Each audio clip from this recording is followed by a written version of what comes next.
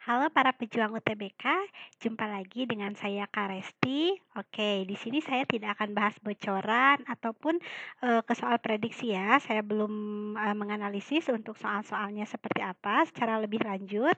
Oke, untuk sesi kali ini saya akan memberikan beberapa trik untuk mengerjakan soal dalam waktu 1 menit atau di sini 1 minute, 1 item TKA Fisika UTBK 2022. Sebagaimana kita ketahui bahwa UTBK 2022 itu wow sekali ya, penuh dengan kejutan. Yang kita perhitungannya fisika itu hanya 13 item untuk satu paket soalnya. Nah, ternyata ini muncul 20 jreng gitu. Jadi kayak apa ya? Kadang kita itu istilahnya banyak yang bilang ke saya, "Ibu, saya malah malah gempur sama waktunya," atau misal nervous mikirin waktu, tertekan sama waktunya dan sebagainya. Padahal kalau misal kita dalam keadaan tenang ya dan kita mengetahui beberapa trik cepat dalam pengerjaan soal fisika UTBK, kita bisa kok mengerjakan 1 menit satu soal ya, bahkan bisa kurang dari itu untuk beberapa tipe soal. Mungkin untuk kali ini untuk part pertama saya jelasin soal-soal yang seperti apa sih yang bisa dikerjakan dalam waktu yang sangat singkat. Oke, tanpa basa-basi kita langsung masuk ke soal nomor 1. Soal nomor 1 saya bacakan dulu. Benda P berada di atas tanah. Kita gambar benda P. Nah, ini benda P yang berada pada ketinggian, katanya misal ini tanah, ketinggiannya 50 meter. Dari bawah tanah, nah ini dilempar benda Ki. Oke, di sini ada benda Ki dilempar dengan kecepatan awal 25 meter per sekon. Ditanyakan ketinggian P saat bertemu dengan Ki. Kalau misal ada dua buah benda bergerak, mau itu berbarengan ataupun tidak, kata kuncinya itu ada di waktu. Kapan mereka bertemu seperti itu. Ketika misal kalian menemukan soal seperti ini, P-nya ini jatuh bebas, artinya nilai P0-nya sama dengan 0 gitu. Berapa waktu ketemu P dengan Q? Waktunya sama dengan H dibagi V yang diketahuinya berapa. Itu saja ya, ini kan rumus GLBB biasa. Ini untuk mencari tahu waktu berpapasan atau waktu ketemu seperti itu ya. Nah, kita cari dulu di sini T-nya. Oke, kita cari T-nya. T sama dengan di soal hanya berapa? Dilempar dari ketinggian 50 meter. 50 dibagi kecepatannya 25. Berarti T didapat di sini 2 sekon. Ini waktu ketemunya. Nah, kita harus cari berapa ketinggian P saat bertemu dengan Q. Kita gunakan rumus GLBB yang pertama. Ingat, GLBB-nya S sama dengan P0 kali T terus dikurangi setengah GT kuadrat. Kenapa dikurangi? Karena gerakannya ke atas. Kalau gerakannya ke atas berarti diperlambat. P0-nya berapa? P0-nya 25 dikali 5 kurangi setengah. G-nya 10, T-nya 2 kuadrat. Hasilnya 25 kali 5 berarti 50 dikurangi, ini kita coret, dikurangi 20, hasilnya 30 meter. Yang ini ya untuk jawabannya seperti itu. Ini untuk soal GLBB. Kuncinya di mana? Biar kita cepat ngitungnya, kita harus tahu persamaan ini nih ya. Oke, di sini kita harus tahu ya, ini persamaannya. Ini persamaan untuk waktu ketemu bendanya seperti itu. Oke, next ya. Next kita lanjut ke soal selanjutnya. Soal selanjutnya di sini nomor 2. Nomor 2 saya bacakan dulu. Pesawat helikopter menjatuhkan 2 beban dari ketinggian 200 meter di atas permukaan tanah. Ini gambarnya ya, seperti yang digambarkan. Lintasan A berbentuk parabola, lintasan B itu berupa garis lurus. Ditanyakan perbandingan waktu TATB. Saya tanya dulu, ini gerakannya yang satu. A itu gerakannya apa? A itu gerakannya apa? Gerak setengah parabola seperti itu ya. Berapa T-nya? T sama dengan akar 2H dibagi G. Bagi yang masih bingung itu dari mana, silakan kalian tonton video mengenai kinematika yang sebelumnya saya upload. Oke, kita gunakan yang ini ya. Terus B, lihat B itu gerakan apa? B-nya gerak jatuh bebas. Berapa T-nya? Sama. T-nya sama dengan 2H dibagi G. Jadi kalau ditanya perbandingan waktunya, jawabannya 1:1. Kenapa? Nah, dari sini kita bisa menyimpulkan bahwa waktu yang dibutuhkan hanya bergantung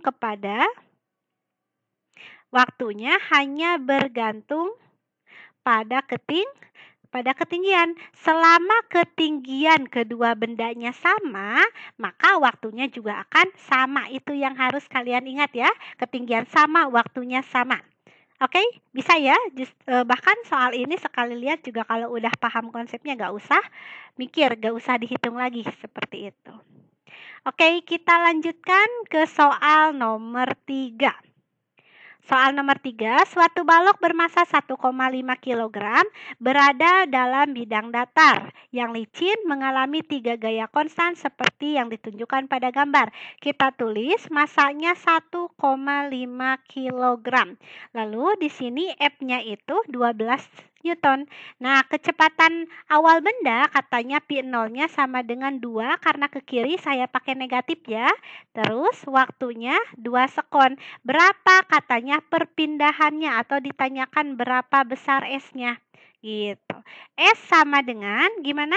Pi 0 dikali T ditambah setengah AT kuadrat. Masalahnya di sini kita belum punya A. Ingat kalau ada massa, ini kata kuncinya, kalau ada massa, ada gaya, kita bisa mencari berapa besar A dari hukum Newton. Gimana Teh? A sama dengan F sigma F dibagi dengan M. Nah, kita lihat kemungkinan benda dia akan bergerak ke arah kanan. Berarti sigma F-nya gimana? 3/5 F, kita hanya lihat gaya-gaya yang arahnya horizontal.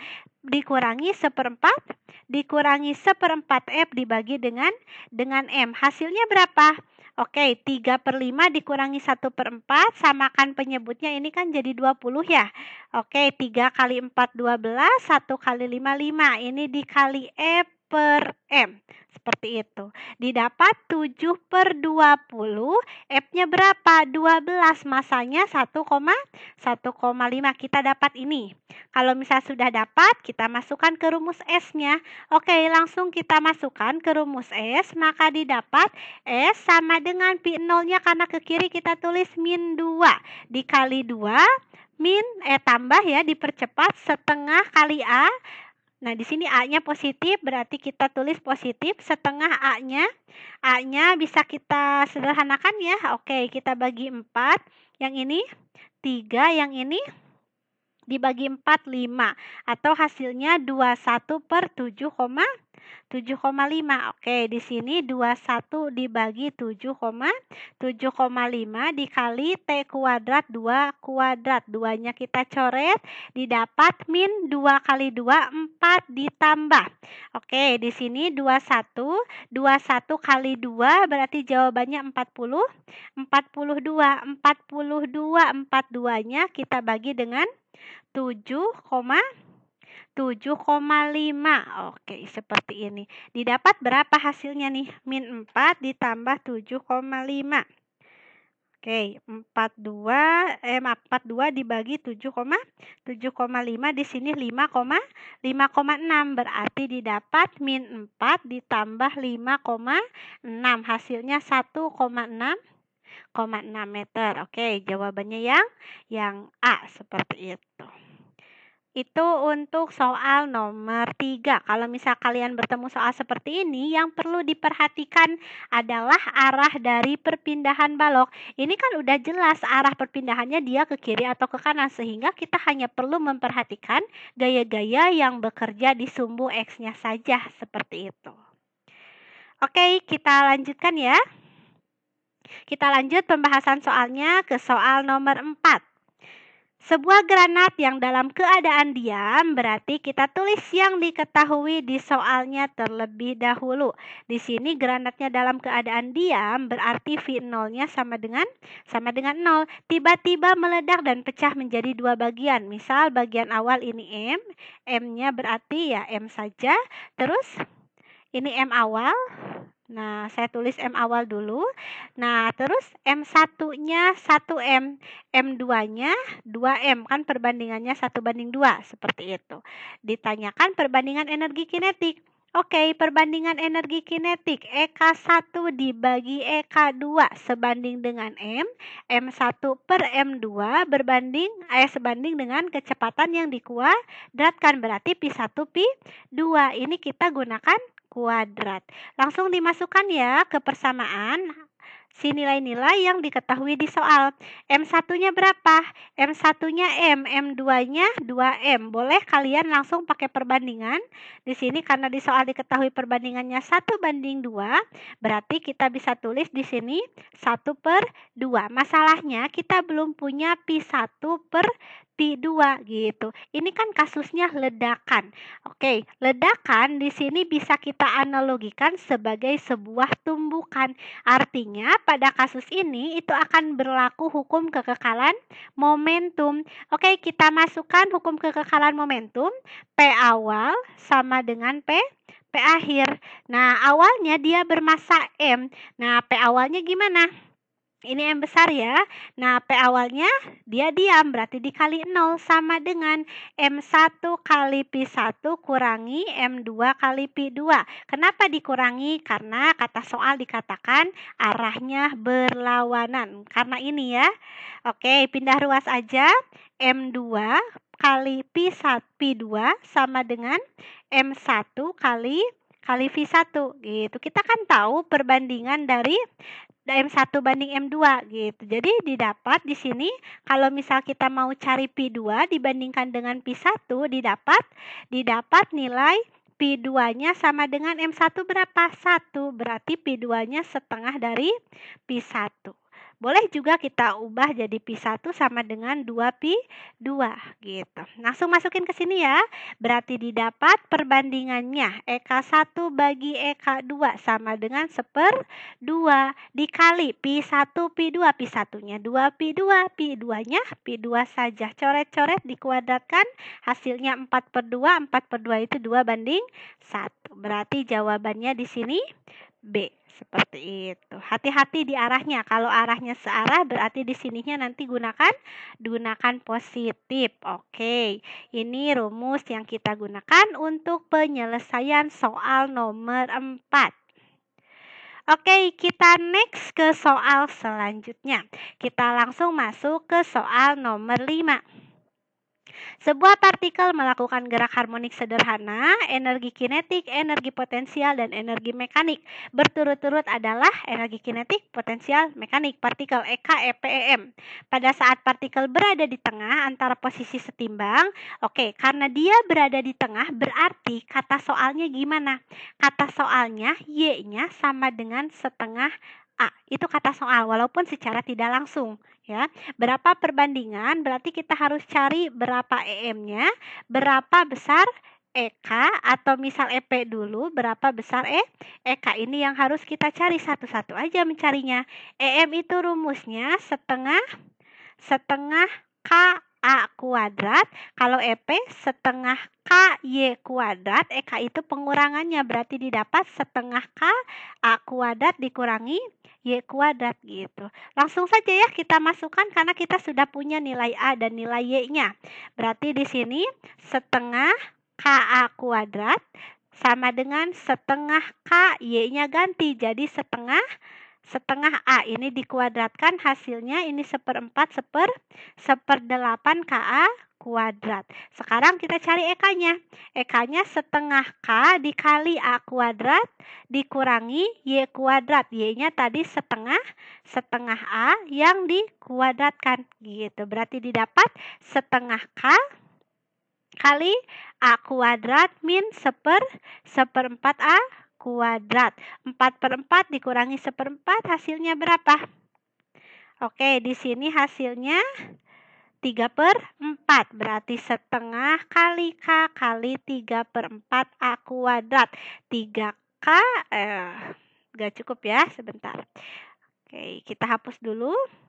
Di sini berarti didapat sama dengan setengah kali 3/4, 3/8 KA kuadrat. Maka kalau misal di soal ditanyakan perbandingannya, langsung kita masukkan. Yang pertama, EK dibagi EM. EK-nya berapa? EK-nya, angkanya saja ya. EK-nya 3/8. EM-nya 1/2. Berapa hasilnya? Hasilnya itu adalah 6/8. 6/8 itu 3/4. Ada ini ya. Terus kita cari EP per EM. EP-nya berapa? EP-nya 1/8. Kita tulis 1/8 bagi setengah, hasilnya 1/4. Berarti jawabannya di sini C. Ya. Boleh juga kalian triknya di sini langsung aja ya. Kalau misal ditanyakan, kita kan punyanya ini nih, informasi yang diketahui di soal hanya ini. Ini dari soal. Nah, ini dari soal. Ini saya jelasin kalau misal kita mau gunakan trik cepatnya. Ditanyakan EK banding EM. EK per EM sama dengan K-nya itu kan tadi A kuadrat min Y kuadrat per A kuadrat. Seperti itu. Kalau misal EP per EM, EP per EM sama dengan Y kuadrat dibagi A kuadrat. Seperti itu ya. Nanti bisa langsung kalian masukkan ke sini. Ingat ya, ini untuk persamaan kalau kalian bertemu soal mengenai gerak harmonik sederhana. Next, kita lanjut. Kita lanjut ke nomor 6. Oke, ini rame ya. Ini masalah gaya kontak. Kenapa? Ini ceritanya ada balok PQRST didorong dari sebelah kiri oleh gaya F. Nah, karena ini ada kontak, ketika kita mendorong balok F, balok lain juga ikut bergerak dengan percepatan yang sama. Gimana nih rumus cepatnya untuk persamaan seperti ini? Kita bisa gunakan rumus cepat, berarti F kontak sama dengan massa sebelah kanan dibagi massa total dikali dengan F. Persamaannya seperti itu. Nah, persamaan ini berlaku kalau gayanya dari sebelah kiri munculnya. Tapi kalau gayanya dari kanan, berarti ini massanya massa kiri. Pokoknya si massa yang di sini tuh harus berlawanan dengan si letak gayanya ada di mana. Oke, kita langsung cari yang ditanyakan di sini. Gaya yang diberikan pada benda R. Benda R ini ya, berarti gaya kontaknya di sini. Gitu. Nah, lihat. Untuk benda R, massa sebelah kanannya berapa? 1, 2, 3. Oke, kita masukkan di sini ke persamaan. Berarti gaya kontak R. FR sama dengan massa sebelah kanannya 3, massa totalnya 5 dikali F. Udah itu aja. Berarti kalau ditanya S, nah S itu di sini gayanya. Berarti yang sebelah kanannya berapa? Yang sebelah kanannya di sini, maaf, di sini ya. Yang diberikan kepada benda S. Berarti yang itu. Massa sebelah kanannya berapa? Massa sebelah kanannya di sini 2. 2/5 dikali F. Berarti jawabannya yang ini. Seperti itu. Oke. Bisa ya untuk soal ini? Harus bisa ya. Kita lanjutkan. Kita lanjut ke soal nomor 7. Ini soal terakhir untuk sesi kali ini. Suatu pemanas listrik dinyalakan selama 0,7 jam. Kita tulis yang diketahui di soalnya. T-nya sama dengan 0,7 jam. Kalau kita ubah ke detik berarti 0,7 kali menitnya 60 kali detiknya 60. Biarkan saja seperti itu ya. Terus potensialnya, diketahui potensialnya 220 volt. Lalu volume airnya ini harus ada yang ubah. Nah, gini aja. Volume airnya di sini 10 liter. Langsung kalau kalian nemu 10 liter, kalian cari massanya. Rho kali pi didapat hasilnya massanya 10 kilo. Jadi kalau dia dalam liter mau ubah ke kilogram sama dengan angkanya. Kalau misal itu air ya, karena massa jenisnya itu 1 atau 1000 kg per meter kubik. Besar hambatan listrik ditanyakan R jika delta T-nya langsung perubahan suhunya 94 dikurangi 28. Berapa hasilnya? Hasilnya di sini 94 dikurangi 28 berapa? Ayo coba. 60, 70, 94 dikurangi 28 hasilnya 66. Oke, di sini 66 derajat Celcius. Ditanyakan R-nya. Gimana nih? Oke, perubahan energinya dari energi apa ke energi apa? Dari energi listrik ke energi kalor. Berarti kita tulis E listrik sama dengan E kalor. Oke, E listriknya gimana?